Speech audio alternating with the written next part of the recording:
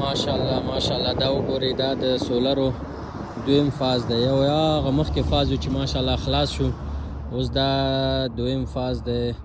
وګوره څومره ډېره سرمایه ګزاري کړې ماشاءالله، الله دې ورته خیر ورکړي. اوس تاسو ولیدل چې په هرات کې هم په ده باندې ډېره پانګونه وشوه په بادي برېښنا باندې.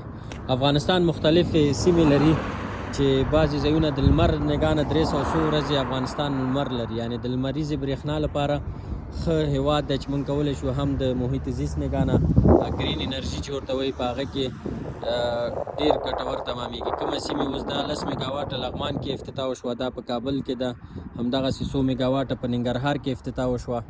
او د بادي برېښنا چې د باد نه برېښنا هغې لپاره هرات بهترین ځای دی، ځکه هلته د کال څومره ورځې دي چې هغې باد لري. نو بادي برېښنا لپاره هم دا شرکتونه دي، د کمپنیانې دي چې راځي پانګونه کوي. خوبي د دې دا ده چې کله چې په 6 میاشتې 8 میاشتو کې جوړیږي او ډایرکټ برق سره وصل کوي، دوی ته ګټه راځي یو کال وروسته. اوبو برېښنا چې د هغه بیا لږ وخت نیسي، ځکه هغه دولت مسؤلیت دی چې یو بند جوړیږي 15 کاله کې، 6 کالو کې، 8 کاله کې. نو دا په یو کال کې هغه جوړیږي، برق سره وصل کیږي او لږې مینټیننس موضوع ده، هغه د انجینري موضوع ده.